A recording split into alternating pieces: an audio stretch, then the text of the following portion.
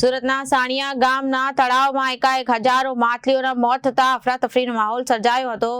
માછલીઓના મોતના પગલે ગ્રામજનોમાં રોષ ફેલાયો હતો।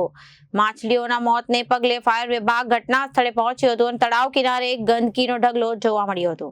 સુરતના સાણિયા હેમદ ગામના તળાવમાં એકાએક હજારો માછલીઓનો મોત થતા અફરાતફરીનો માહોલ સર્જાયો હતો। માછલીઓના મોતના પગલે ગ્રામજનોમાં રોષ જોવા મળ્યો હતો। માછલીઓના મોતને પગલે ફાયર વિભાગ ઘટના સ્થળે પહોંચ્યું હતું અને તળાવ કિનારે ગંદકીનો ઢગલો જોવા મળ્યો હતો। માછલીઓના મોતનું કારણ અકબંધ છે અને મૃત માછલીઓનો નિકાલ કરવાની કાર્યવાહી હાથ ધરાઈ હતી। સુરેશભાઈ સુહગિયા, પૂર્વ સભ્ય નગર પ્રાથમિક શિક્ષણ સમિતિ।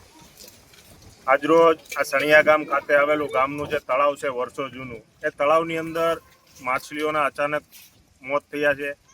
એની જાણ અમને ગામના માજી સરપંચ સંજયભાઈ દ્વારા કરવામાં આવતા અહીંયા અમે આવ્યા અને અમે અહીંયા જાણકારી મેળવી તો એના દ્વારા એસએમસી તંત્રને અને ફાયર વિભાગને જાણ કરવામાં આવી હતી। ફાયર વિભાગ દ્વારા અત્યારે કામ ચાલુ કરવામાં આવેલું છે, પણ સૌથી મોટું કારણ કે આ જે માછલીઓના મૃત્યુ થયા છે એ શાના કારણે થયા છે।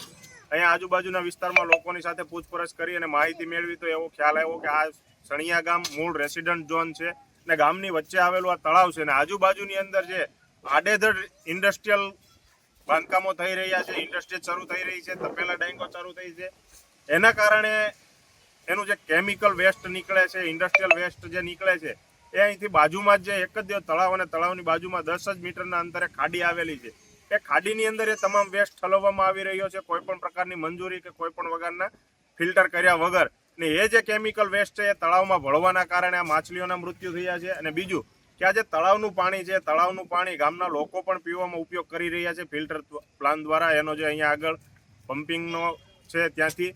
એટલે આજે માછલીઓના મૃત્યુ થયા છે। કાલે આ કેમિકલવાળા પાણીના કારણે લોકોને સ્વાસ્થ્યને પણ હાનિ પહોંચે એવી પરિસ્થિતિ ઊભી થઈ છે, રોગચાળો પણ ફાટી નીકળે એવી સ્થિતિ છે, પરંતુ તંત્રના પેટનું પાણી હલતું નથી।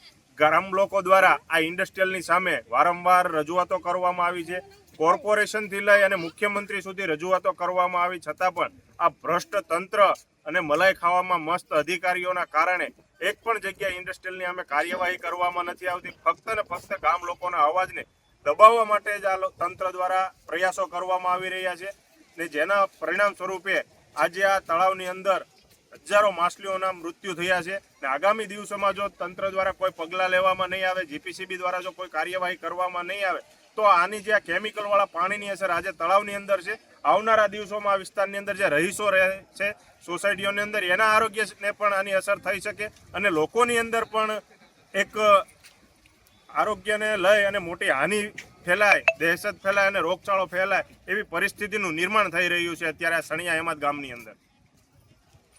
તમારું નામ? સંજય રામાનંદી, સણિયા હેમદ ગામ માજી સરપંચ।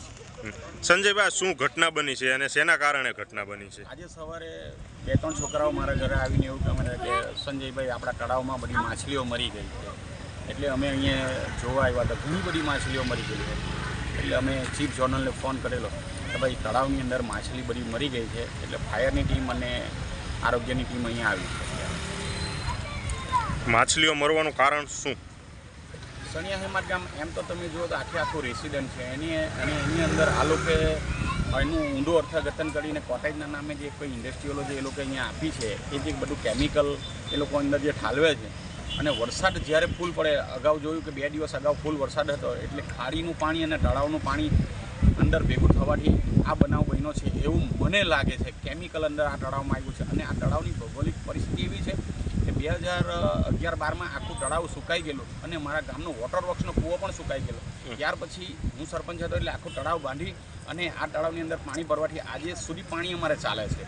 મને એવું લાગે છે કે જો આ પાણીના ઝરણ ગામના વોટર વર્ક્સમાં જશે તો માણસોને પણ આની અસર થશે એવું મને લાગે। Reporter Arvind Rathod, Janadesh news, Surat.